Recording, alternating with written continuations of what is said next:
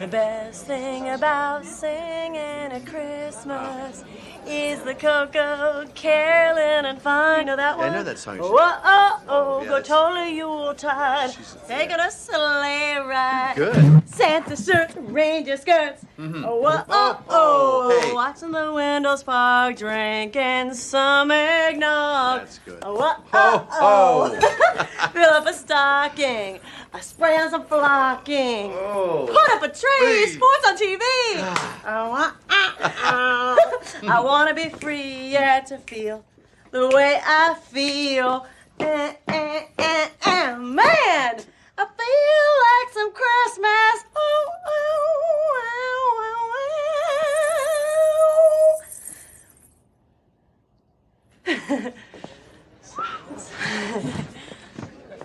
Whew. What, you hated it? It kind of scared me a little bit. Girls in white dresses with blue satin sashes, snowflakes that stay on my nose and eyelashes, silver white winters that melt into spring. These are a few of my favorite things. Now listen up. Welcome back to the Festivus series, where we cover all of your favorite Christmas movies, including Jingle All the Way, Silent Night, Deadly Night Part 4, Lethal Weapon, and more. Tune in all holiday season to listen to your favorite movies covered on Blood and Black Rum Podcast. Hey guys, welcome back to the Blood and Black Rum Podcast. I'm Ryan from Cultsploitation.com, and I'm joined with my sidekick, Martin. Try that again. Why? Now you're sidekick. Yes, you are. No. How about my my elf partner? Not life partner, elf partner. No. Partner. No. Hetero, like me. There you go. His name's Martin, by the way. We didn't introduce him. We are talking today. We're doing another Festivus series film. And this time we're moving away from the horror aspects from last week's Silent Night, Deadly Night 4 Initiation, or Initiation Silent Night, Deadly Night 4, however you feel like saying it.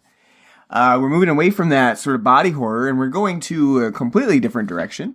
We're continuing our coverage of the Santa Claus series. Different type of horror. A whimsical horror. Yeah, that's right. Actually, you know what? There is some body horror in the Santa Claus 2. We'll talk about it in a little bit. You do get a little bit of that. But one thing that does stand out about the Santa Claus 2 is that this sequel came, 8 years later? 7, 8 years. 7, 8 years later, after the original Santa Claus. And I really wonder, because I don't really know, what was the reasoning behind all of a sudden, 7 years later, you know what the world needs? 5 writers to come in and craft the Santa Claus 2. Maybe it was they had one writer on for right after '96 they're gonna do another Santa Claus, and they scripted out not good enough, and they get someone else on, and they just keep piling on, and over time then they finally get it done by then, and all right, it's ready to go. Might be too now that Home Improvement's over with, so. Yeah, by this time, Home Improvement was over. At that time, Tim Allen had been doing a few things, Jungle to Jungle, and that was I think that was in 96. And then towards the end of the 90s, what was Tim Allen doing at that time? Was he doing anything? I don't think he was doing that much at the end of... Toy Story. Yeah, Toy Story, for sure, yep. So he had picked up Toy Story in 1995. They even have, the little line of, you're sad, strange little man in this one, There was, so Jungle to Jungle was in 1997. I was wrong. I was off by a year. Galaxy Quest. For Richer or Poorer, forgot about that one. With Kirstie Alley, yep. Amish. Another thing of the 90s, kind of a staple out of nowhere, just Amish people being in movies. And then, for the most part, kind of a quiet time in the early 2000s for Tim Allen. So I don't really know the reasoning behind the evolution of the Santa Claus 2 as a sequel. Somebody thought, we need another one in our lives. But you're right. Like for the one thing that stands out is that the 5 writers on this film tend to indicate that what you're about to get is probably not going to be that cohesive of a movie. When you have 5 writers working on a movie, unless they're like super close and they're like sort of like a troupe, so you might have like a comedy troupe or something that works together and they write movies. But for the most part, it's never a good sign when you have multiple writers on the bill, because generally they didn't all write together.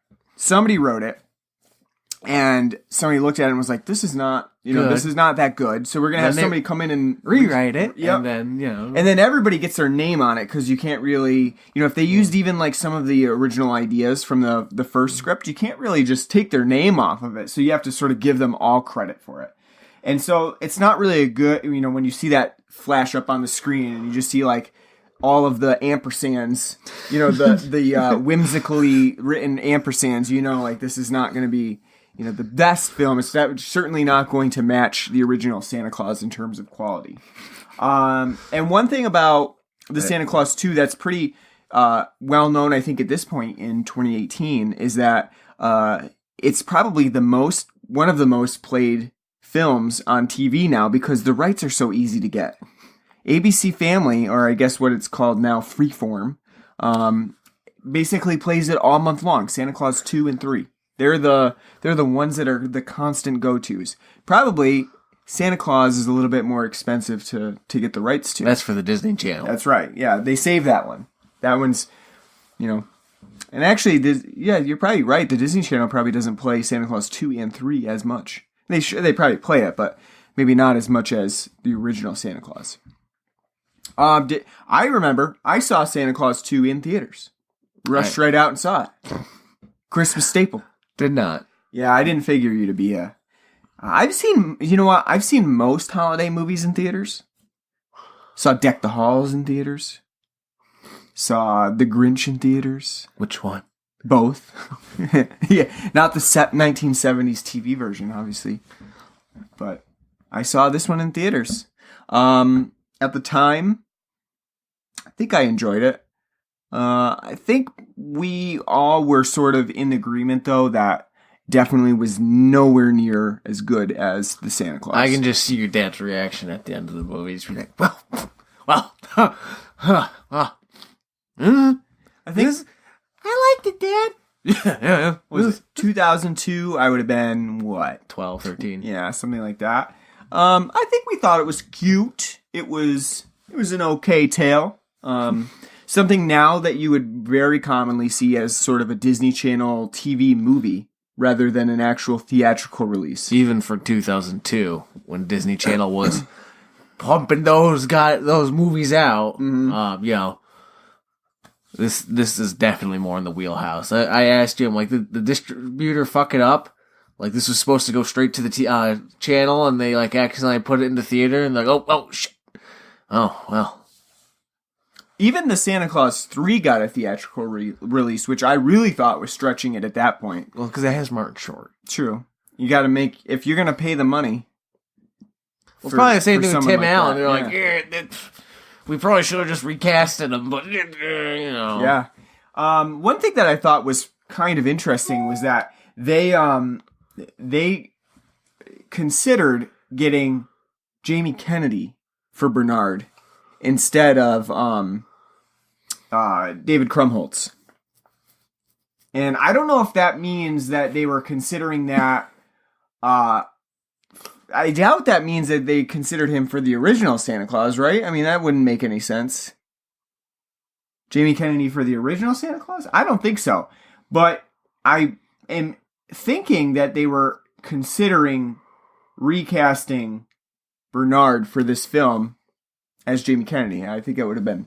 I mean, though Bernard is a shade of his former self in the Santa Claus in this movie, I think that would have been a terrible idea to have Jamie Kennedy gallivanting around in the North Pole. Cavorting and just like, woo. I mean, think about Tremors. He fits more the whole kvetching, part that, when I was looking up rules for a drinking game for the original Santa Claus, one of the rules was anytime Bernard kvetches, and that just tickled my fancy. It also says Matthew Broderick was considered for the role of Bernard as well. And this is all very weird to me because what was David Krumholtz like, no, I'm not going to come back? And they were like, I guess we got to get somebody else. Because I wouldn't see why they would need to be casting anybody at that point. He's a recurring character. And saying, Matthew Broderick's like 40. Yeah, that's so weird. He would not look like the elvish youngster that David Krumholtz tends to have in this film with his dreads. Yeah, fits him perfect. Yeah. So I just thought that was an interesting. I can't find any trivia that says like, this was in development hell for years or something like that. But I have to assume that that's the case. I don't really know why they would wait so long. They were waiting for that glut of Christmas movies of the 90s to get to pass away. Yeah. And then they could we're going to dominate the market. I guess. Yeah. And the thing is, too, that the Santa Claus was I don't know how well it did when it first released, but I have to assume it did fairly well. I think it was always like sort of widely accepted as a pretty good movie. I remember it even, back like a little bit later after it had released, being on, the ABC movie of the night. And, that was, like we said in the last show when we were talking about TV movies and them playing on TV, that was definitely one where the ABC announcer was like, stay tuned for the exciting conclusion of the Santa Claus. And I was, I remember that distinctly because I remember the time where Tim Allen is walking down the street with his nice little sweater and his knit hat on, looking all sad because he lost Charlie. Yep. And I remember that was a big thing that they were playing at the time. So I really don't think that the Santa Claus was ever not really a popular Christmas movie. So it just, again, seems very strange to me that there would be no Santa Claus 2 in the works like right away. And even with Santa Claus 3, that took a while to come out too. It didn't come out till 2006. So you have 4 years of no sequel to Santa Claus 2. And that might have been because at this point, Santa Claus 2... The wells run dry. Yeah, right. People were going to the theater like, what is this? This is like nothing like the Santa Claus. But... Well, you definitely say that about this movie. It's like, what's going... The whole... And we'll talk about it when we get more into the nitty-gritty of this movie. But that whole fucking opening, title sequence is like, what the fuck are we watching? Yeah. Yeah.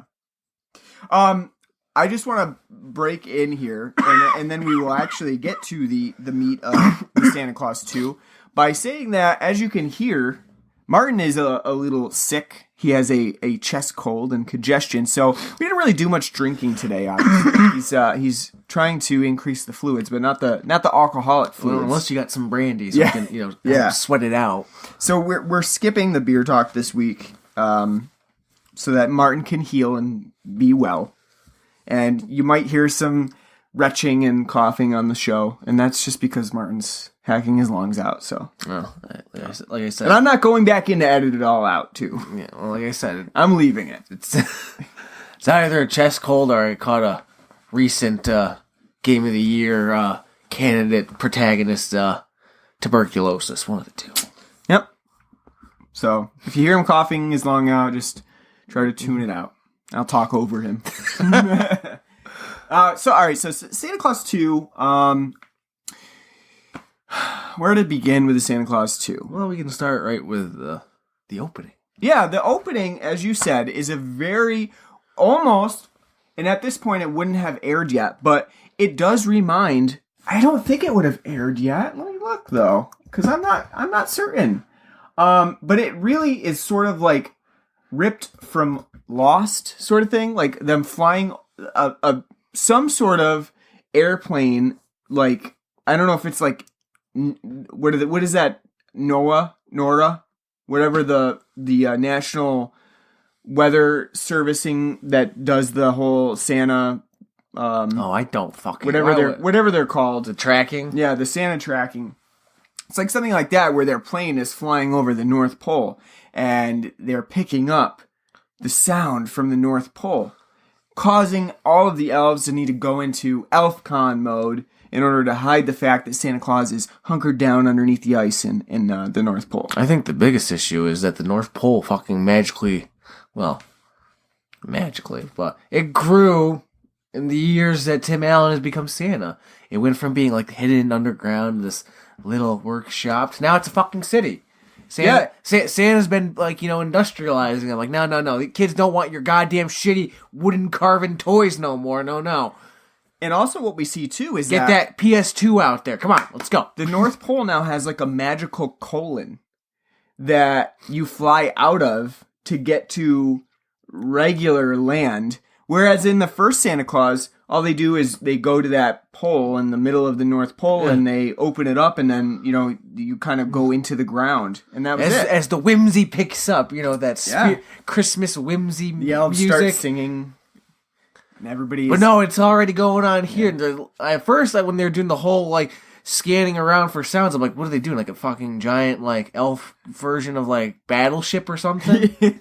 Yeah. I was expecting them to be like, R3 to, playing Miss! elf game. Yeah. I don't know. I don't really understand the whole opening and why it's so significant because it really has no bearing at all. No, because it just moves on. Nothing. It's just like here's your introduction to Santa Claus in the North Pole. Did you know that Santa Claus lives in the North Pole? He lives in the North Pole. Here's the geographical coordinates of his North Pole layer. But so immediately that doesn't really feel like a Santa Claus movie. And then they're playing fucking football. Yeah. Santa Claus is playing football with his small elves, and Santa Claus is supposed to be doing a blitz. And he doesn't... Well, first of all, he doesn't blitz. But as I said, if he had blitzed, they would be finding a new elf to help for the... They would have a help wanted sign out in the North Pole. First elf dead in 900 years. Yeah, this is the... Basically, this is the only elf that's died in centuries, and now all of a sudden Santa has tackled and murdered one of his elves very near Christmas. One thing that I find really interesting is that Santa now has a number 2, because apparently his productivity has picked up. Well, the North Pole has grown so much. It's fucking Portland now. Yeah, they've industrialized. It's Portland for elves. They're flocking there in droves and driving up the tax costs. He now has a number 2, and that is played by Spencer Breslin. Spencer Breslin, yeah, that's right. Abigail Breslin's older brother, and at the time, like I said, I told you, he was the next big Disney kid. Because I remember clearly during that time period, he was in a shit ton of Disney, Disney the Bruce TV. Willis kid, yeah, the kid, the Cat in the Hat. He was also in a lot of the Disney Channel movies. I remember him being in a lot of crap and just thinking why? Hasn't really done much since. Like most child actors, yeah, not very much. In this one, he has a mullet though. You said that it bothered you a lot. It did. It's because it's bowl cut in the front and not long enough in the back, so it's all party going on. Was it an intentional? Is that an elfin sort of special thing that they have going on? They have bad hair? No. I mean, Bernard has bad hair. No, it's nice. Oh, you like the little dreadlock look? Nice and coiffed. I don't know. He has a second in command, and the second in command is an asshole. I like roll. Yeah, that's true. Although when we first meet him, he's really wouldn't you think that the Santa handbook doesn't really apply when you're in ElfCon? So if you're in ElfCon and ElfCon 4 and everyone's supposed to shut the fuck up so that Santa's lair isn't found. Yeah, he's like, oh wow. And he said it doesn't break the rules that he's listening to music out loud. Because it helps creativity. In fact, the book encourages. Yeah, no. I don't think that applies during ElfCon 4. ElfCon 4 is shit's about to hit the fan, and you have to abide by the special rules of ElfCon. There's probably a whole section on the ElfCon. When it's ElfCon 2, you gotta be doing this. Yeah.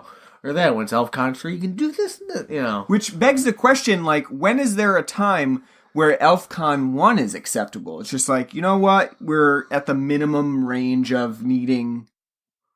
No, they go... Or does it go backwards? Yeah, they do so it I'm opposite. saying correct. So it'd be you know... ElfCon 4 is the one that's like the most minimum yeah. necessity. So when would there be a time where just ElfCon 4 would apply?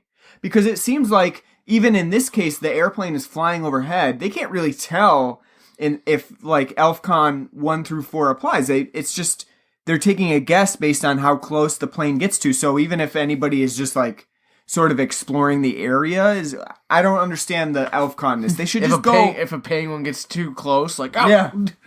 They should just go with basically the maximum level just in case. Why risk it? I don't understand the rules of ElfCon stuff at the North Pole, but I guess that's why I'm not an elf. But so the entire plot of the Santa Claus 2 is based around what I would actually call a clever twist on the idea from the original Santa Claus. That they do it in a pretty good way.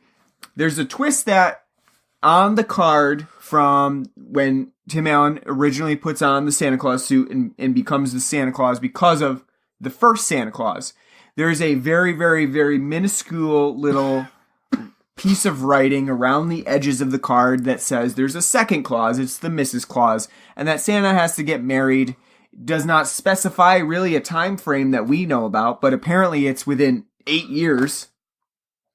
And this is hidden around as like sort of like this white little ribbon around the index card that he's provided.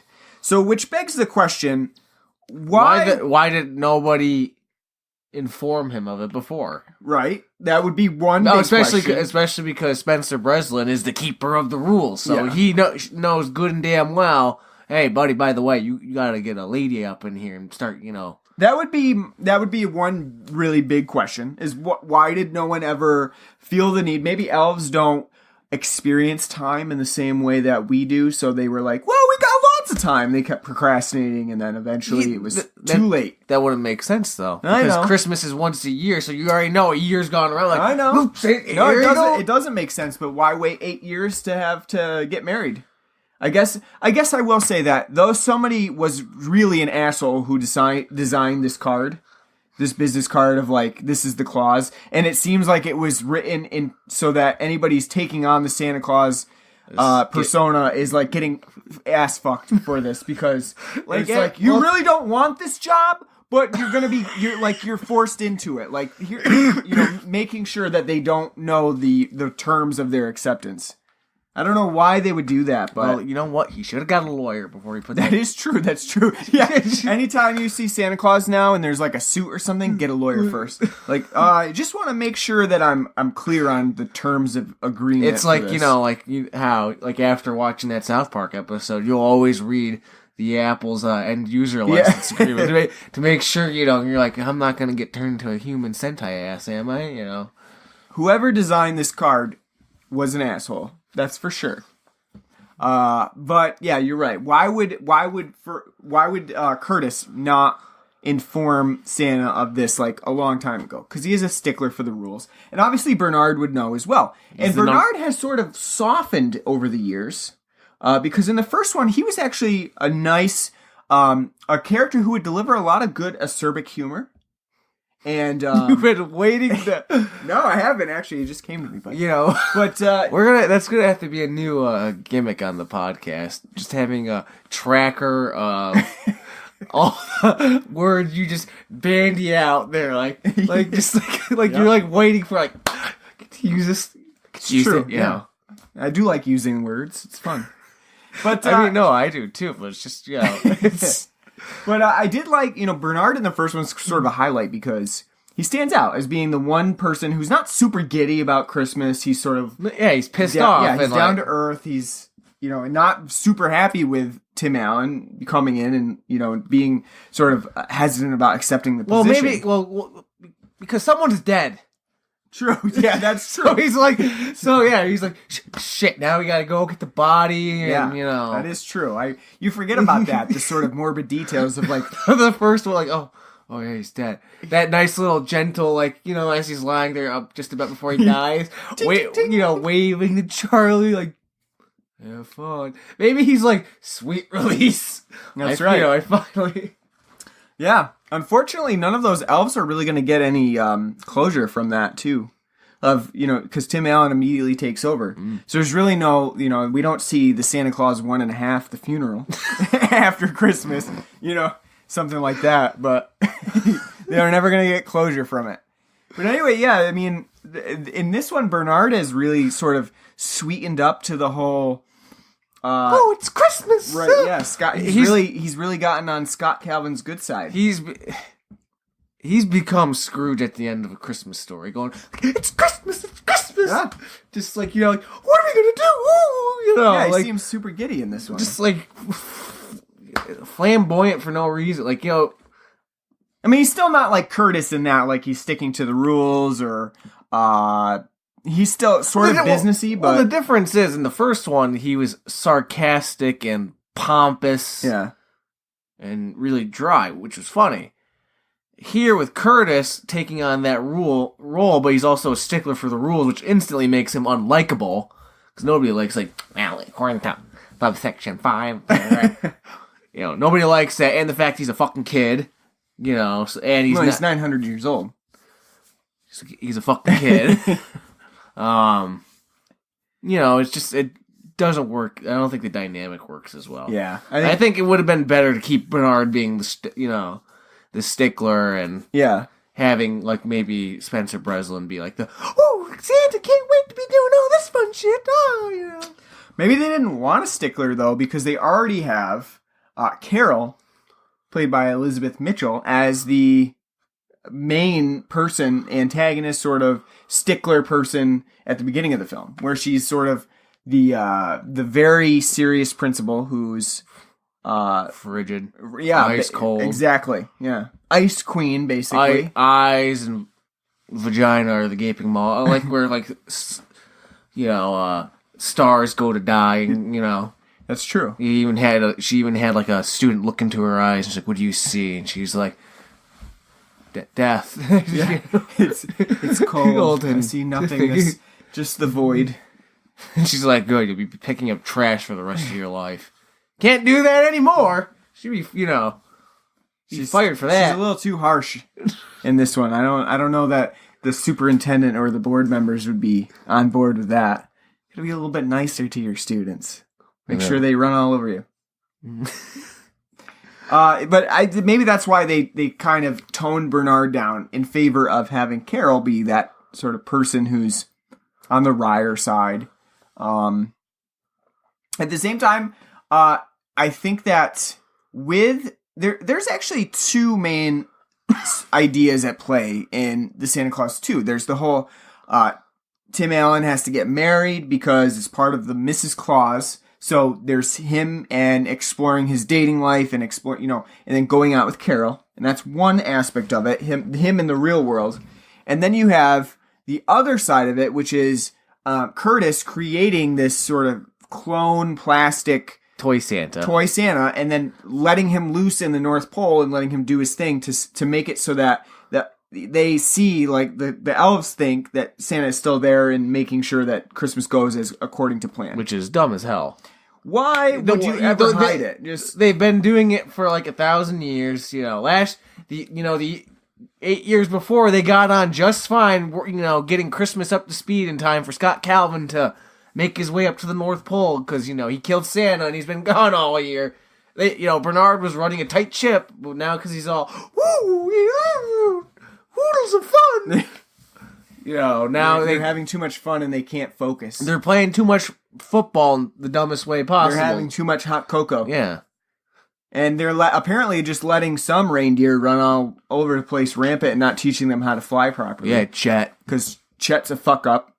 And he only gets some action when all the other reindeer are sort of out. But yeah, I mean I feel like that subplot with the toy is literally like what makes the idea of this movie totally a Disney Channel movie type thing. Yeah. And it's oh, here's this, he's taking her on a date. let's go back to the North Pole. Uh-oh! Shenanigans ensue! With, like, trombone sound, slide trombones. And lots of sound effects, too. I really don't like that plot with the plastic toy Santa. I think if you got rid of that, you might have an actually fairly good Santa Claus movie that captures some of the tone of the original film. Well, what they would have to do, you do that, get rid of the stupid toy Santa plot running amok in the North Pole, and then instead of making it 28 days for him to get married, do it like in the first film. You got a year. Right, yeah. And so he's like transforms back into regular old Scott Calvin, but he does have a little bit of magic to try to work his magic. Yeah. And then he, because those parts are the ones that actually work, and it almost seems like that part of the script was salvaged from something that was worked on previously, like directly after the original Santa Claus.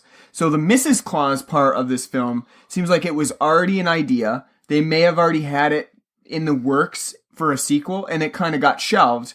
And then afterwards, somebody else came on and they said, you know what? I don't know if we can stretch this out to a 90-minute film. Let's add another, like, Disney subplot to this. To make it more, child friendly. Yeah, exactly. And ramp the fart jokes up and... Yeah, because the original Santa Claus is family friendly, but it's also not super, like, childish.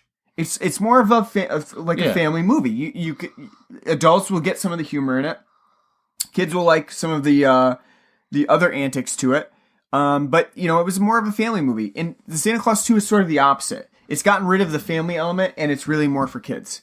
But I think that the Mrs. Claus aspect of it does work in some extent, and it also has some of the charms of the original Santa Claus. The whole scene with Molly Shannon that we have at the beginning of this film, or at the beginning of this podcast, of her doing a Shania Twain rendition, which is actually really well written. Kudos to whoever wrote that part of the film with the Shania Twain song, because that's a really clever usage of basically every single rhythm in that song. It hits it to a T. So I don't know if Molly Shannon came up with that, but whoever did. I'd like to think so. Whoever did, it's great. It seems like something she could write. But she does a great job with that. It's probably one of the standout moments of the Santa Claus 2. And it also has that sort of same feeling of the original Santa Claus. That sort of humor, and that sense of sort of adultness as well. Because we're on a date with adults now. We're not really in the child-friendly areas of the North Pole with Toy Santa. I think that works a lot better. I wish they would have just gotten rid of the Toy Santa part in general, because they, like you said, if it took place over a year, first of all, that makes it a little bit more realistic. No one would have forgotten about this until there's 28 days until Christmas. It just doesn't make sense, given that 8 years has taken place. And that the contract would be so cruel that Christmas is coming and you're losing your magic. Exactly. So, you're gonna screw all those kids over, And then you also have the fact that this doesn't really give a lot of time to reconcile regular things about their relationship. All of a sudden, there's a point where Tim Allen does this whole big magic show where he goes on a horse-drawn carriage ride through the snow. They go to this party. He gives out Secret Santa presents to everybody, and they're antique gifts. They're not even antique. They're not antique. The way she, was antique. Yeah. But they're older style gifts that people had wished for when they were younger.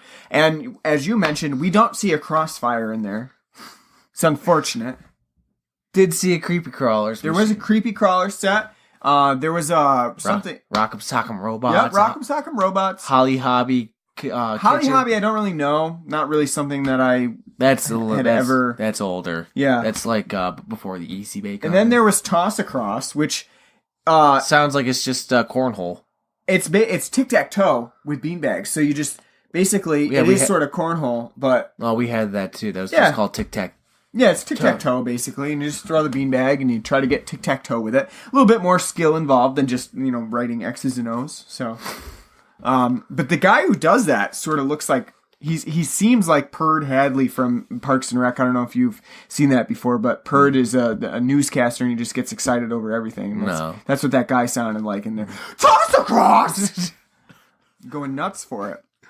But after that whole thing, there's this scene where they share an intimate moment. As intimate for a Disney movie. Yep. Basically, again, a peck on the cheek. Carol's ovaries are sort of gone into overdrive, as we see earlier in the film too, when Scott Calvin is talking to a little girl and that just came up to her and saying, asked all him your for Christmas stuff. wishes will come true. The look, the look she gives him is like, ooh, the clock's ticking here. Basically, you can see the shiver that runs through her. It's like, woo!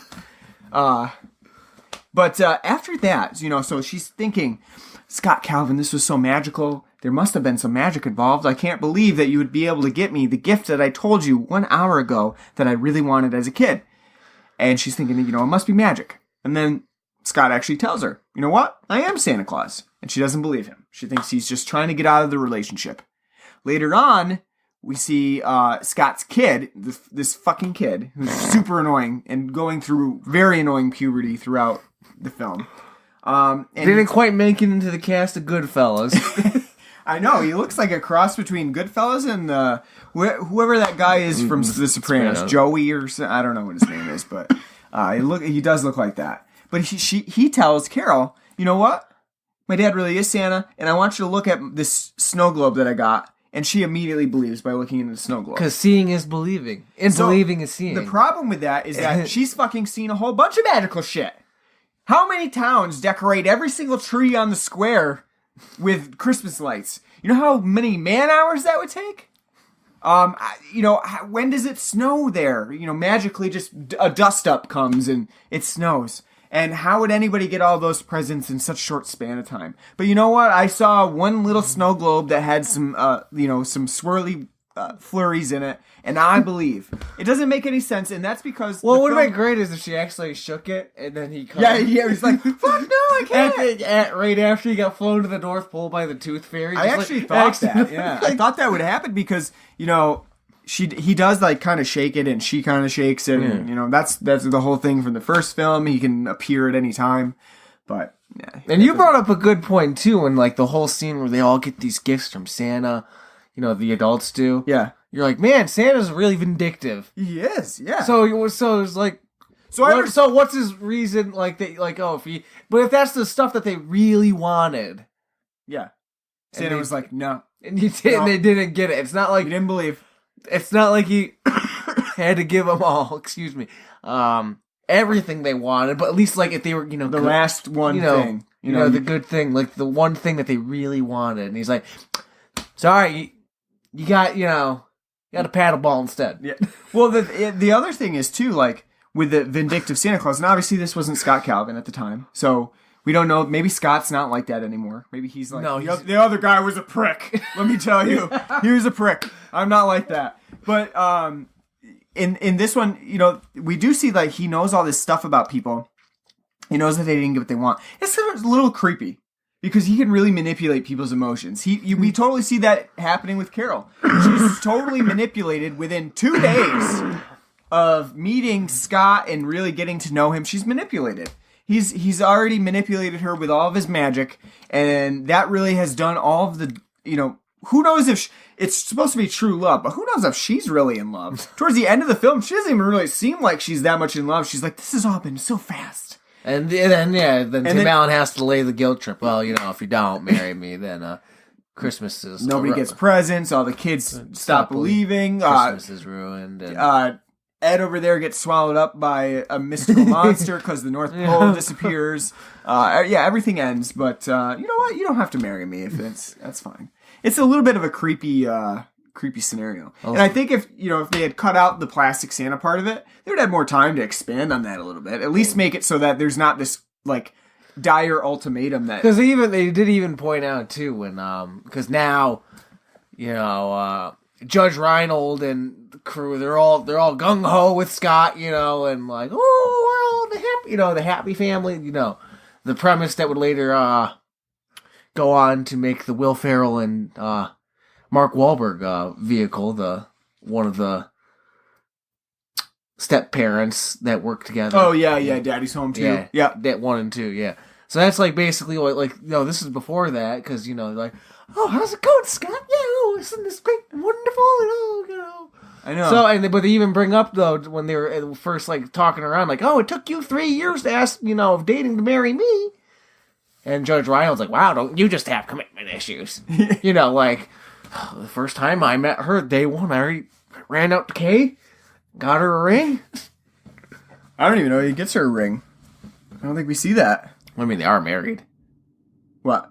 Judge Reinhold. Oh, yeah. No, I thought you meant Scott and Carol. No, they have a shotgun wedding. Like, hey, I gotta go deliver presents. Wait, got one more thing to do. Oh, yeah. Will you marry me? I 30 seconds to midnight. Yep, that's yes, okay. Mother Nature, get in here. Get my suit, Yeah. Don't you love it in movies, too, when, like, someone's getting married and someone's like, go home, kiss her. Not required. Is it? No, I know it's not required. You can do whatever you want, Yeah. You can do, like, if you want a hug or, like, yeah, like, but doesn't that always feel, like, creepy? Like, go on. They don't want to. Like, go on, kiss. It's like this is basically like a green card marriage for Carol. She's doing it because as a favor. And she's like, I just want you to know I'm not going to live here. I'm not sleeping in the same bed. These elves are creepy. I'm going back home after this. I want to be a bitch to more high school kids. Totally gets off on that. Yeah. Which is weird then, like, when we see, like, the whole, like, when she's, like, doing the community service thing. Like, so, when the one guy's like, oh, gang members? In, like, the whitest suburb of America. Like, gangbangers. These gangbangers that don't look anything like, they literally look like rich white suburban kids. Like, oh, get these gangbangers away. I don't want them scratching my car. And she's like, they're not gangbangers. They're good kids. Yeah, this is, like, probably the best neighborhood in the area. Because it's the most expensive school, like, the best school in the area. And you've seen the community. Obviously, going through the community, it's a really nice community. So yeah, sleigh ride through yeah, exactly, magical wonderland. No gangbangers about it here. But the one thing they are right about is that dude's legs do look bad in the shorts. He's very weak-kneed. I would say they were right about that. Nice John Stockton-esque shorts. Yeah, yeah. But so I really wish that they would have taken more time with the actual relationship, expanded it a little bit, made it a little bit more realistic, and cut out some of the other, like, sort of stupid Disney childish stuff that comes up, because really none of that is worth discussing. Even there's nothing to it that stands out as being, like, fun or interesting. Maybe only that they sort of show Santa Claus in almost like Nazi regalia or like Mussolini's squad. That's really the only thing that's interesting about it. But other than that, I really like the whole when they first have Toy Santa drink the cocoa and he's like, ha ha ha, whoa, cocoa, whoa, that's good, yeah, this gives me a lot of energy. Whoa! It's like, I feel like, that was some smart ass writer like, Tim Allen got busted for cocaine in the 70s. Yeah, Yeah, right. Throw a nice little Coke joke in there, That is true. That's probably the only. That was good. That's the only thing. I don't like anything else about the whole Toy Santa thing. It's really, and it's also, we see that that aspect of it brings out the worst in we'll later see in in the Santa Claus 3. Because that is sort of the same idea, and it gets even worse in the Santa Claus 3. So I'm sort of stuck feeling like part of this was written earlier. And they hired people to finish it up. Exactly. That's my thoughts on Santa Claus 2 being the way that it is sort of like off kilter in that sense. Like, they all seem like two different aspects of a film.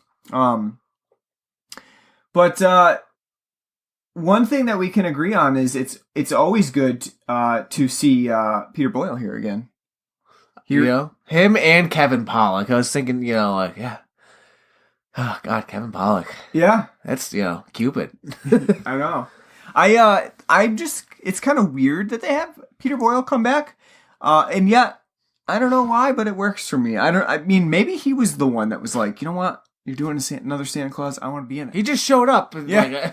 Like, You yeah, gotta give you, him something. he was like, hey, you look like Father Time. That's a neat little aspect. It does kind of remind me of like the Fairly Odd Parents like Christmas episode with like the April Fools and the Easter Bunny and New Year's Baby. Yeah, oh, yeah, it does. Yeah, it's very similar in that respect to it. And I think what would have been an interesting idea that they could have like done like with the Fairly Odd Parents did.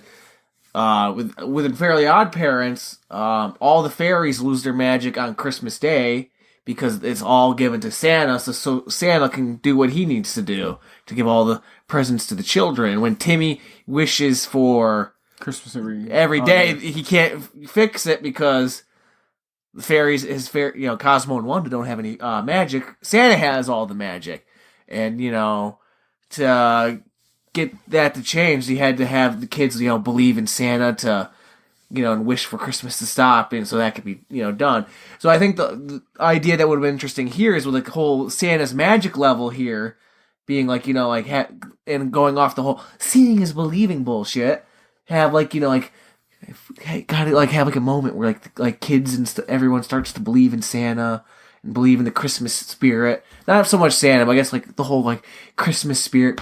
And to help kind of give Tim Allen like a little magical boost that time. So yeah, that's another thing too. Like Tim Allen has like a limited supply of magic, but you would think that as he uses that magic to do magical things for people, that the magic would then increase again because they would believe at that point, like at the Christmas party when they're all given their gifts that only their parents or Santa would know.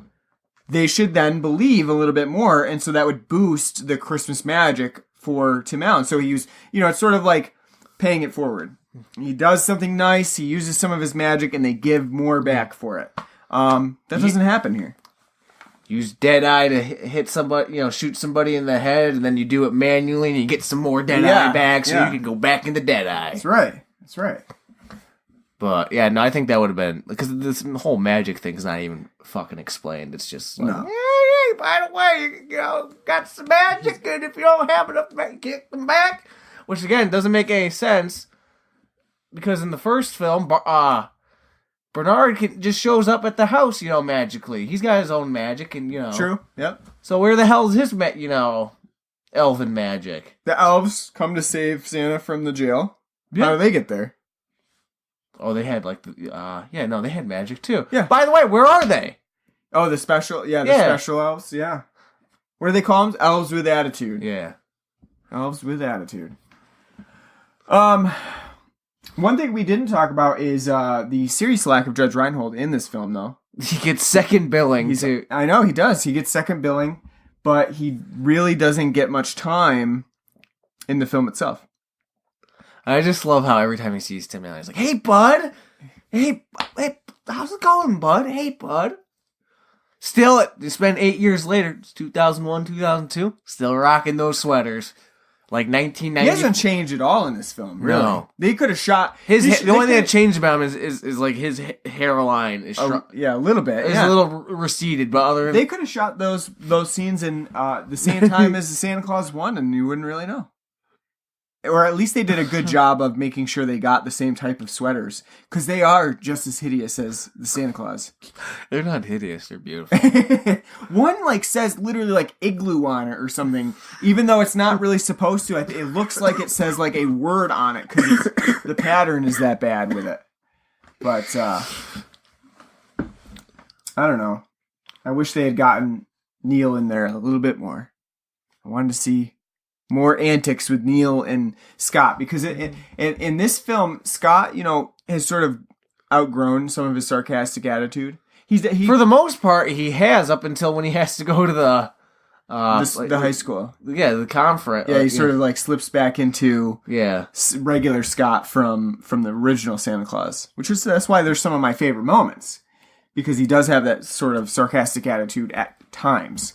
God, what was it he said when she was rambling on about something about hold up this lecture, or something about a lecture, and we'll get off the train from this lecture or something like that. Yeah, I can't remember exactly what his line was, but basically get to the point. Yeah, it was pretty funny. Don't you love the Disney-esque version of explaining getting a boner?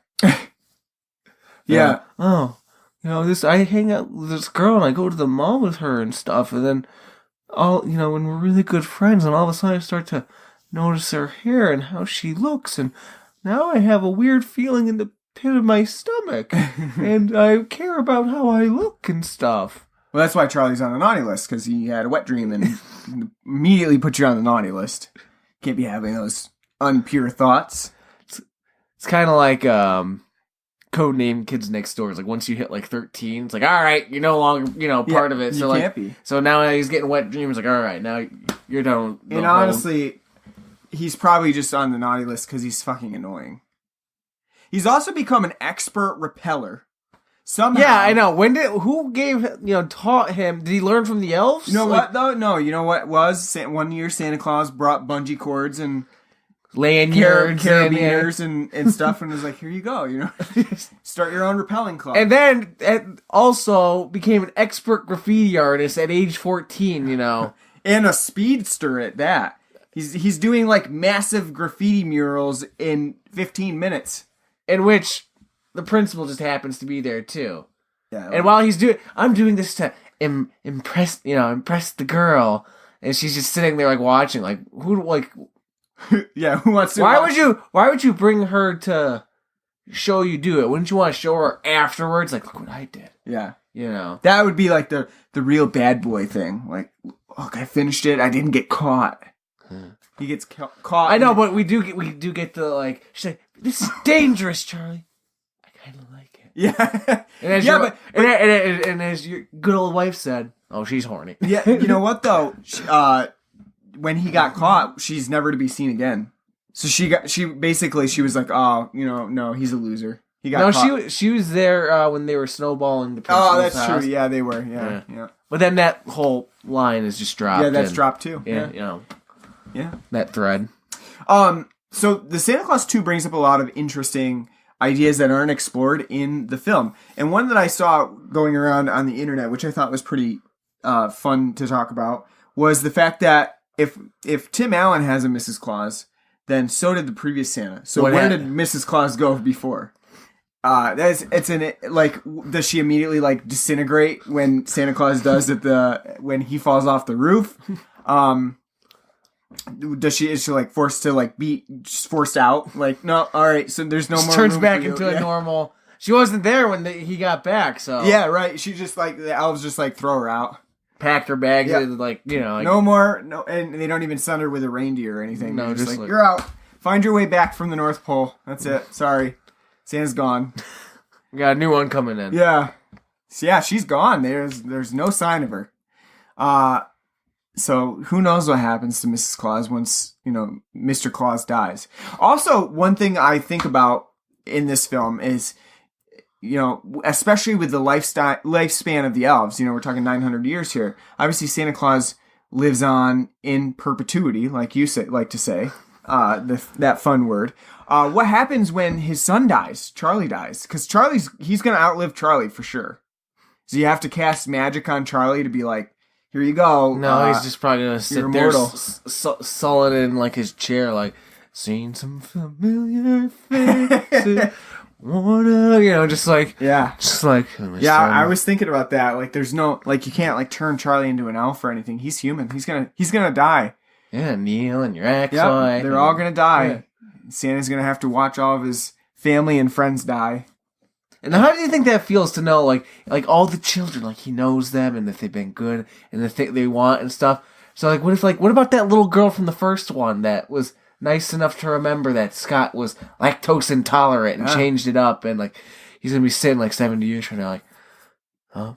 Yeah, Dorothy just passed. Yeah, that kid's dead. Yeah, actually, it'd probably be awful to be Santa Claus, because like that's why, as you said, you're getting like notifications in your head all the time, like, oh, that one died, that one died, that one died, that one died. It's like when we were talking about his rosy cheeks, you're like, yep, he's been drinking. That's probably that's why he's drinking. He's just this is literally Bruce Almighty before Bruce Almighty. He's basically God, but Yeah, he's got to deal with all of that. The death all the time of people he once delivered toys to. All right, so the The other question that I had, I think that was it, wasn't it? Was that the last one? I think that was the last one. I think that was the last one. How'd you like the reindeer fart jokes? Yeah, no, they're awful. And they took the Comet was sassy in the first one, like literally ramped it up to idiot child levels. I really hate like all of the North Pole stuff in this film.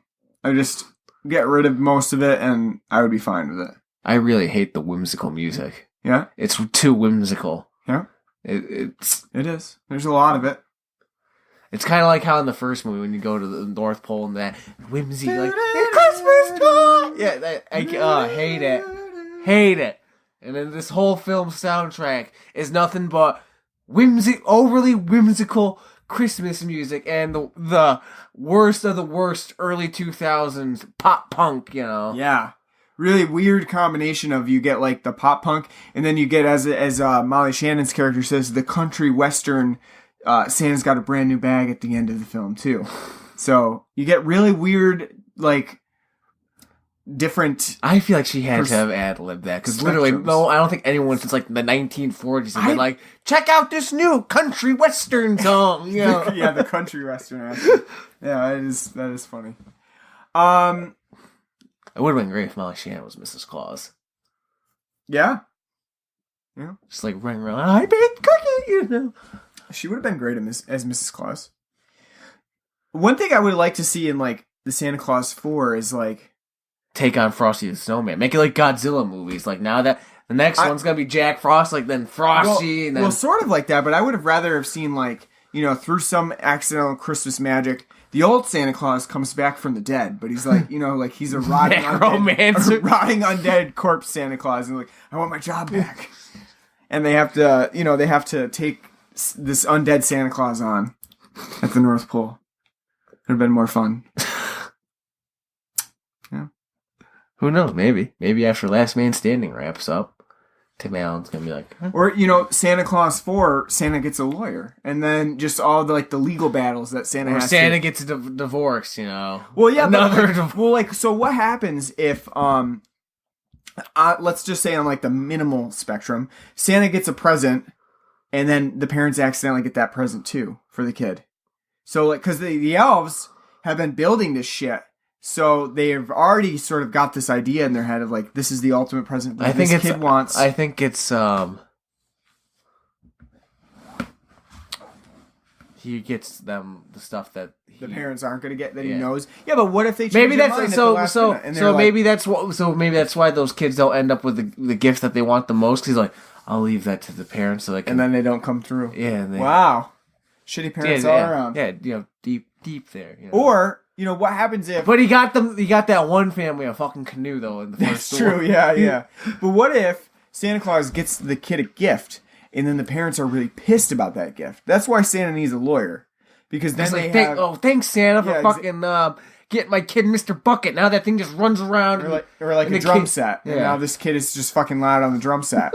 So he has legal battles to deal with. It's like Santa Claus 4 Suits. Something like that.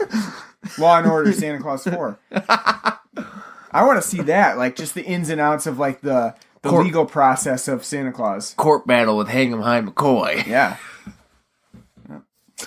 I would love to see that. Good ideas for Santa Claus 4 if anybody's out there listening and they're trying to make a new one. Kids like the legal system. So many of them are embroiled in it nowadays. They like it. Popular Christmas dilemma is the court system. Here you go, kids. I got you this law book. Educational too, how to navigate it. The ins and outs of America's court system. Yeah. Ins and outs to copyright law when you make your fucking YouTube videos and your Twitch streams and you're getting sued by the Nintendo for, copyright infringement for streaming the new Mario game. Yeah. Isn't that amazing? That they get copyright struck for like stuff like that streaming and. Well, Nintendo was doing that. They were making it so people couldn't monetize their videos on YouTube. Yeah. Yep. Dumb. Fucking dumb. Yeah. I don't know. Yeah, sometimes like they copy strike their own stuff on accident because it's like an automated system. Yeah. So they're, all of a sudden they see their own video and just copyright it. So, yeah. All right, so we got to rate this thing because I think that's pretty much it for me. I don't really have anything more to say about the film itself. Yeah, if I go out anymore, I'll probably lose my voice. Yeah, I know, right? You're going to develop laryngitis now here in a second. All right, that'd be good. Then I'd be out of work. Wow, you don't need to talk. Oh yeah, you do, don't you? Yeah, talking to a headset. Yeah, you got to talk in your headset. Yeah, so. and they don't let you do like cleaning or something. They send you home. So it's rough. It's rough. All right, so out of 10 toss across games, what would you give the Santa Claus 2? I'll give it a 5. This is a pretty boring and pedantic movie. I do like the idea of the Mrs. Claus. I think, because one of the great things, at least in my mind, that makes the first Santa Claus so good is the idea, the concept of it, of the Santa Claus. It's really cool, really interesting, and they do, get a lot of mileage out of it. Here, I think that well was tapped dry in the first film. You didn't need a second one. But the idea here is good, but they do nothing with it. In fact, for the even though it's the crux of the film, it's literally the C plot of the movie as we deal with Toy Santa and Spencer Breslin and all this other annoying crap. And it really just comes across as a movie that was meant to be on the Disney Channel, but they forgot they had Tim Allen in it, so they are like, well, it's got to go to theaters. So true. And apparently it had a budget of $65 million, which blows my mind because I would love to know where that money went because the North Pole looks like crap. And the CGI is bad. The CGI is not good. Where they're at, like John Hughes-esque location. Apparently it was British Columbia where they filmed it. I know, but I mean, it looks like every Chicago suburb when you've seen like a John Hughes movie. Yeah. It's just really bland looking. So I mean, I don't know where that money went, but it must have been all to Tim Allen and Peter Boyle. But this is really a big step down from the first film, and I still have a lot of nostalgia and love for the first film, and I think as we're going to do our holiday drinking game this year with that instead of Christmas with the Cranks, I'll give it a 5. Massive step down, massive letdown, and I have no reason to ever go back to this movie. And I remember now why I've only seen it once or twice and never really recalled it outside of the Mrs. Claus aspect of it. Yeah, I give it a 5.5. I think it has some moments that work and sort of seem like they're a continuation of the first film, the Mrs. Claus being probably the most prominent. And anything that has to do with the Mrs. Claus, that's like my favorite aspect of this film. It's when it gets into the second area of the film with the really terrible plot about the toy Santa that it just loses all momentum. And I really wish they would have just gotten rid of all of that, scrapped it, and just gone with the more adult approach of just having this aspect where Santa has to find a marriage and give it a little bit more time to expand on it rather than just rushing into it and then finally having him marry her in the last 30 seconds of the Christmas Eve night. So if they had gotten rid of all that, I think it would have been a much better film. It tries to be a little bit too childish. And so it's where it falls in that aspect where it tries to, just cater towards kids too much. They'll understand some of the more adult aspects of it that you leave in there. So you really don't need to dumb it down for the kids. And here is really where you could have gone with the Home Alone approach of just doing a copy paste of the first film, except this time it's not Santa becoming Santa, it's Santa finding a Mrs. Claus. Do a copy paste, follow the same rubric, and you're good. And I think they tried to stray too far from that. And then as we'll do next year for the Santa Claus 3, the Escape Clause, they really went one step further down the road of having a toy Santa / antagonist at the North Pole. And that really dumbed it down and I think probably killed the franchise. I don't think it really did that well. And, that's where this was headed to. And that's why sort of this is okay, but it's not really at the greats of the original. But it certainly is not as bad as what we'll then see in the Santa Claus 3. So 5.5 for me. Well, I did forget to mention the point when you did mention the one time when Toy Santa makes like the face and he looks like Jiminy Glick. Oh, yeah. That was great. Yeah, he does. He looks like Jiminy Glick. Why couldn't the third film been this Santa Claus versus Jiminy Glick? Yeah. Just Martin Short walking around in a fat suit going like, well, let me tell you something now. Yeah, just being overly critical of and shoving donuts in his mouth and ducking kind of. Like, you know this. Love it. It's one of my favorite shows ever from Comedy Central. All right. So that's it for the Santa Claus 2. We're back next week with Lethal Weapon, right? Sure. Yeah. Lethal Weapon it is. So thanks for listening. We are on Apple Podcasts. I'm just sidekicks. That's right. To make Elf partner. So we're on Apple Podcasts, Google Play, any other podcasting app that you use. We're on it. Leave us a review and rating, and we appreciate that because it helps get us noticed. If you're on Facebook, we're at facebook.com/Blood and Black Rum Podcast. We're also on Twitter at Blood and Black Rum. We have a Podbean page, which is where we post all of our podcast episodes, and you can also donate to that on our Patreon page. Just $1 a month will get you access to the shows early. And then we have an email address as well, bloodandblackrumpodcast@gmail.com. Write to us. Let us know what you want us to cover. Let us know what you like, what you don't like, what you want to hear from us.